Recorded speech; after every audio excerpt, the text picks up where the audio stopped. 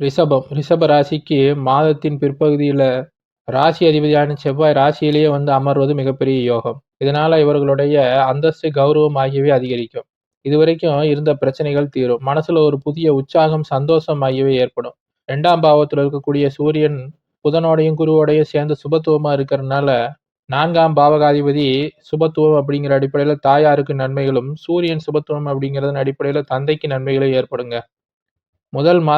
மாதத்தின் முதல் வாரத்திலேயே புத பகவான் பெயர்ச்சியாவது 3ஆம் பாவத்துக்கு போவதனால சகோதரர்களுக்கிடையே இருந்த பிரச்சனைகள் தீரும்.